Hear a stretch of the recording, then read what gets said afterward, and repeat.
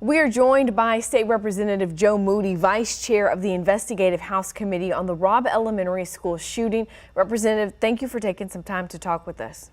Yeah, thank you for having me. You know, the committee's report is to date the most comprehensive, most extensive account of what happened on May 24th. Start by sharing with us your biggest takeaways from the investigation.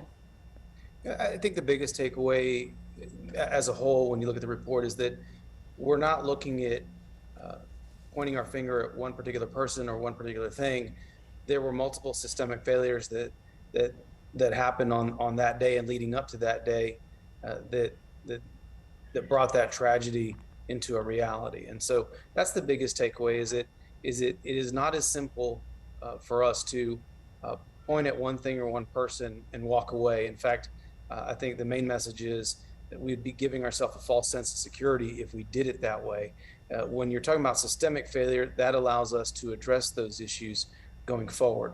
And it'll also make sure that we don't find ourselves in a position where we believe like something like this can't happen where we are. I think it is fair to say public trust was damaged on many levels by this shooting, starting with the misinformation and changing narratives that were presented to the public by state and local leaders. Now, unlike other House committees, this one that you're on is investigative, which means the hearings were held in executive session. When there were so many calls for transparency, why was it important for the committee to hear testimony out of the public view? I'm really glad that you brought that up. It is unique. And I believe that people were justified in their kind of cynical approach to the way we were doing things. But to deliver facts, to do a comprehensive investigation in the timeline that we were given, you need candor and you need privacy for some folks that have been through some very tragic circumstances. And so executive session is something that we have available to us as a tool. And we used it so that we could produce the most comprehensive report on the facts as they were on that day. And what we had told people leading up to it is this is part of the process. The investigation is part of the process that we do and conduct in this manner, and that ultimately, as we did this past weekend, move into the public sphere with this report and with our ability to weigh in on the process. 376. That's the number of law enforcement officers who descended upon Robb Elementary School that day, and yet it took more than an hour for them to enter the classroom. The report notes there was a lack of clear leadership, but is that really reason enough to excuse the lack of urgency by those officers to get into the classroom? No, I think there is, there's bad decision making when you determine that this is a barricaded subject versus an active shooter. That changes the approach. And when you talk about nearly 400 officers there, right, you're talking about maybe the first 20, 30 that have the opportunity to gather facts as accurately as possible because they're closer into the situation. 200 plus of those officers, as they come on scene, don't have any information or have bad information, misinformation, because they're not near enough to the incident. So it was incumbent upon those who had access, had the closest access to that that hallway, to do more, to evaluate the situation better, to set up an incident command where information can flow better. Because what we heard from experts was, if you don't have the most up-to-date, accurate information, you cannot make decisions. That are going to end up solving the problem. And so those things compounded themselves in that hallway over and over and over and over. And that's really what the report brings to light. Yeah. It is hard for us to receive. It was hard to read, but 100 gunshots fired by that gunman. The report says likely before any officers even entered the building. But do you believe that if the officers, when they got there, had acted more quickly, some lives could have been saved? It's one of those facts that it's impossible for us to ascertain and state with any certainty. But it is, in my opinion, likely that some lives could have been saved if that delay was not in place. Now, we are going to await the medical examiner's reports. I do not, I do not purport to be a medical professional. I do know what I've reviewed in those files, over 48,000 records. So I understand what happened and when it happened. But having a medical examiner's report about how, how that, how each victim responded to the wounds, the injuries that they sustained, is something that we'll need to wait upon to have a certain answer. And that was one thing we wanted to do with this report, is not guess. And if we didn't know something, don't state it as a fact. I think too much since May 25th, from the investigation forward, has been done in, too much of the handling of information has been done in a way where we do not discern between what is verifiable and not verifiable. That's in this report as well. We believe that law enforcement should have been more responsible with that investigation and with the information that they had at their disposal. We have received reports that a handful of the officers who were there that day have either taken retirement packages or resigned. What can you tell us about the status of the others? Are they on the streets working today? I don't have that information. I do know that both DPS and the Uvalde Police Department have begun an internal investigation into the conduct of their officers on that day. And I think that is an important first step. I don't think it is the last step to take, but the families were very clear when we met with them. Accountability is a big part of this for them, as part of their process of moving forward.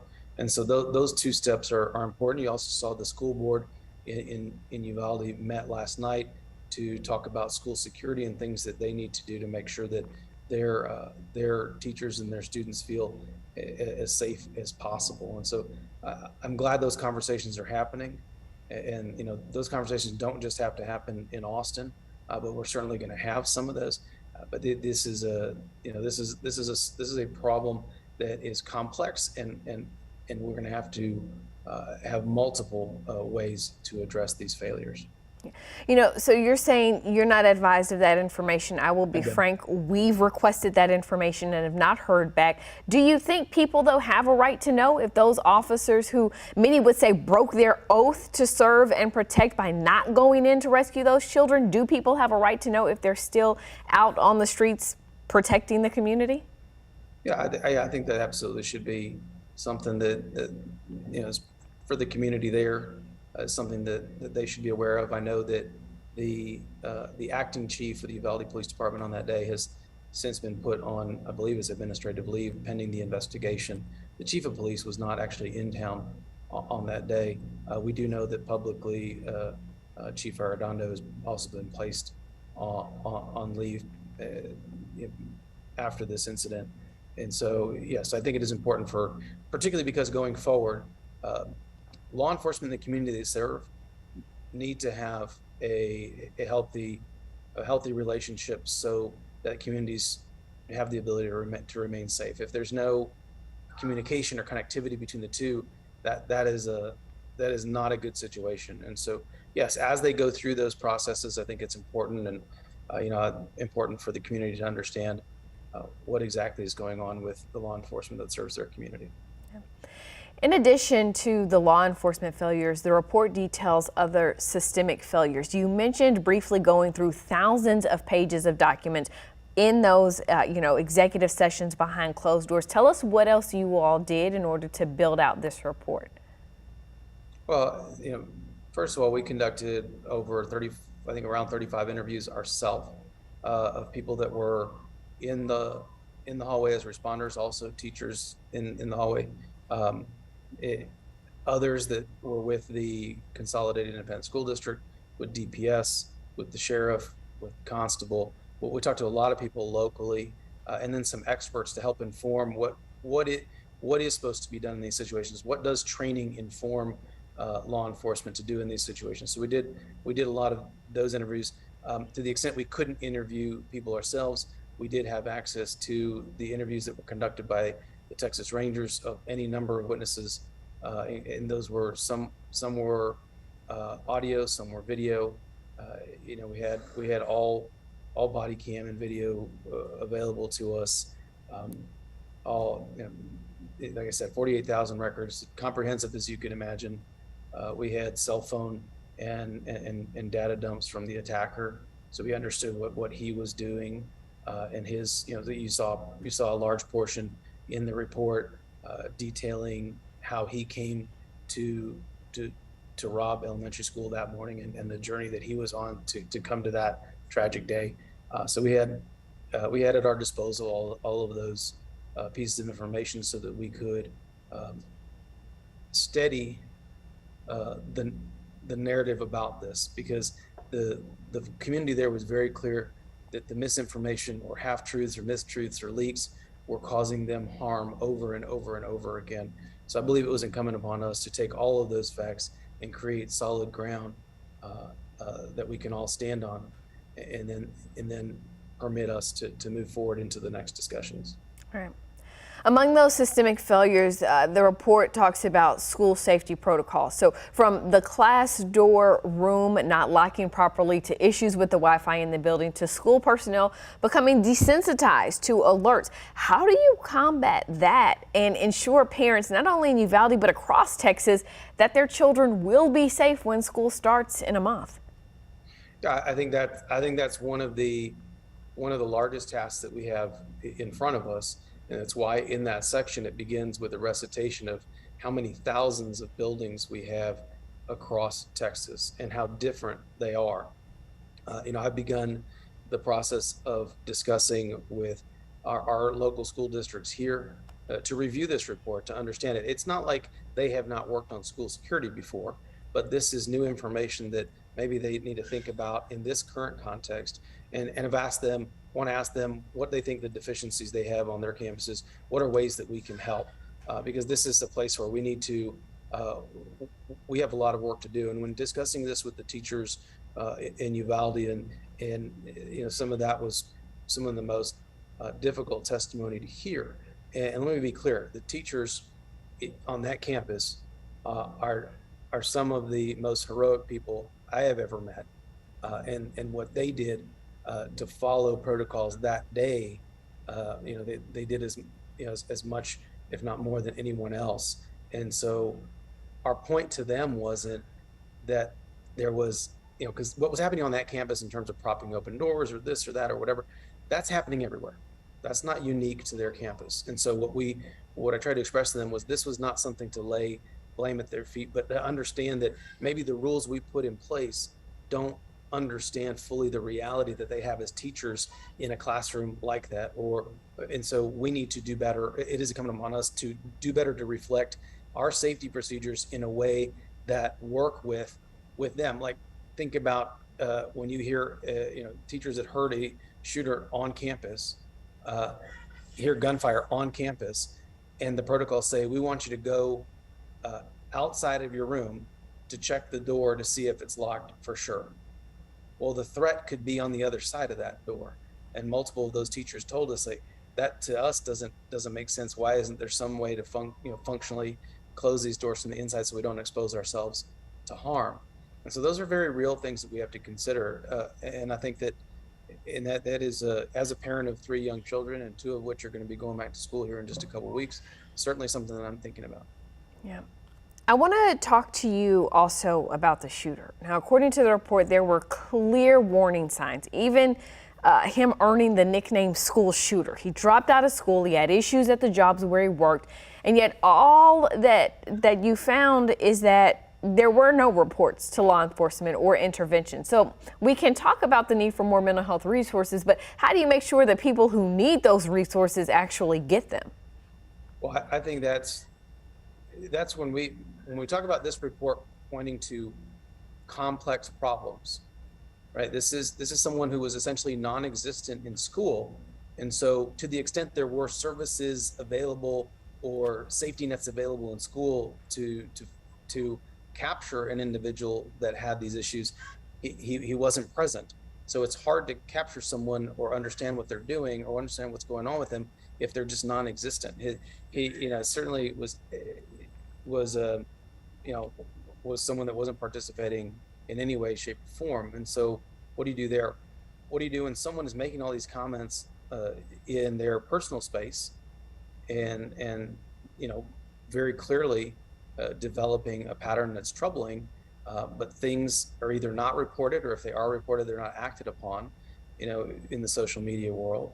And so those are problems. What happens when you have the attacker, talking about suicide contemporaneous with purchasing weapons, but no one identifies that as an issue? So look, a lot of this information is held in the hands of private individuals and never makes its way out. And that's something that we all need to wake up to.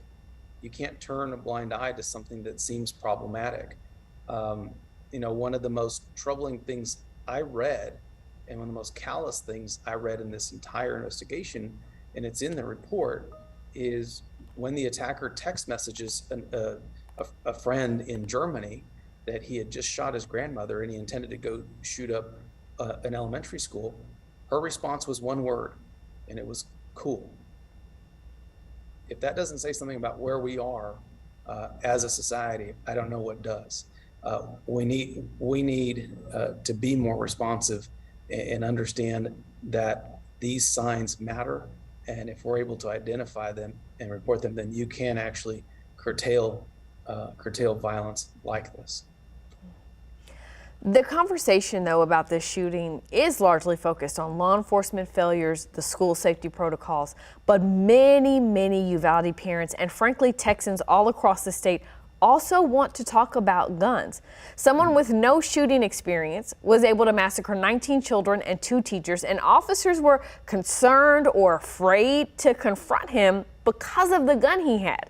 The reality is, talking about guns, it is a political conversation, and for many Republican state leaders, guns are a non-starter. But do we need to have that conversation?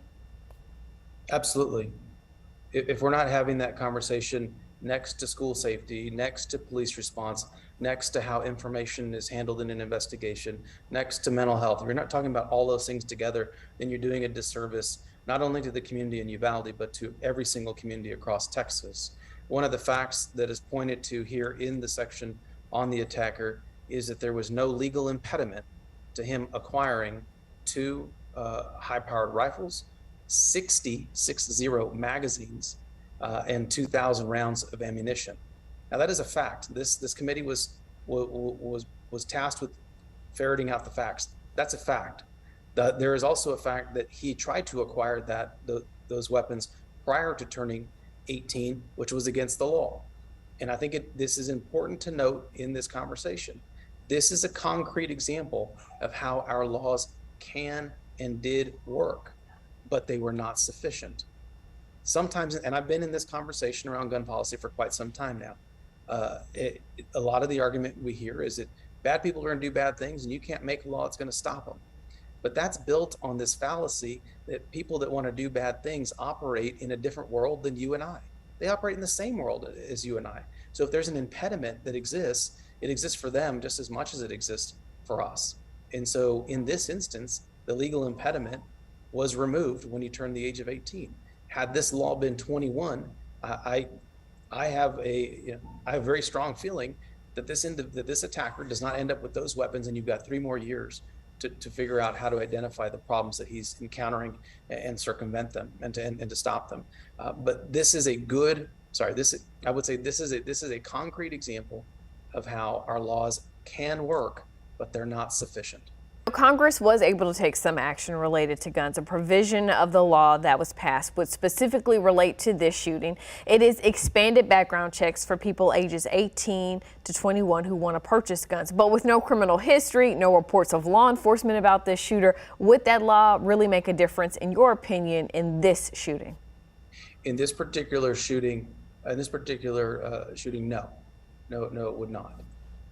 But it's not to say that we should tailor everything that we're doing now to a discussion solely about the events that happened at Robb Elementary School. There are certainly a number of things that we can do that are tied to these events, but that policy is a good policy, and one that can help stop a tragedy like this happening in similar but not exact circumstances. As someone from El Paso, I can tell you there are multiple differences between the tragedy that we suffered nearly 3 years ago and what happened at Robb Elementary School, just as there are differences between what happened in Midland, Odessa, or Santa Fe. or Sutherland Springs, and so on and so on. But that doesn't mean we shouldn't find the threads that unite them all and address those issues, because I think that's where we, that's where we really can make the best and most complete difference. These last 8 weeks have been heavy and emotional for so many of us. How was it for you, a father, a lawmaker who also had a mass shooting in his hometown, to deliver this report and to talk with people in Uvalde? I don't know that I've ever done anything more challenging in my work, but I also know that the families in Uvalde will never be the same. And the difficulties that they face are a million times more complicated and difficult than anything that I'll have to deal with. It is challenging as a father of young children to look at the pictures of those babies because they look like kiddos here in El Paso, and they could be any one of our children. And so that it is hard to divorce yourself from putting yourself in that position, and that's difficult. But it was something that you had to consciously set aside the best you could. And there's certainly days where emotionally that was impossible to do. But the task we had was to center those families in Uvalde, to help bring some clarity to them, because I know as someone in a community that went through this, wanting to know why something happened is important, and having those answers is important. So I tried to, as the best I could, set aside some of those emotions and focus on the task we had. But it was I don't know that I've never been asked to do anything more challenging in my life. Representative Moody, with that, what's your commitment to the people of Texas going into the 2023 legislative session? When I left the room Sunday afternoon in Uvalde, after the families were kind enough to invite us to meet with them and to sit with them and talk with them, and mostly I wanted to listen to them. I left them with the same promise that I gave to my community of El Paso, that I'll never stop working on this. It means too much to too many to make our communities safer, and whether that's working on gun safety, or working on law enforcement issues, or working on school security, all of those things, I made a commitment to them, and the same promise I made to the folks here in El Paso, that I won't stop working with them, and I will carry their voice with me to the Capitol in 2023. Representative, we thank you for your time today. Thank you.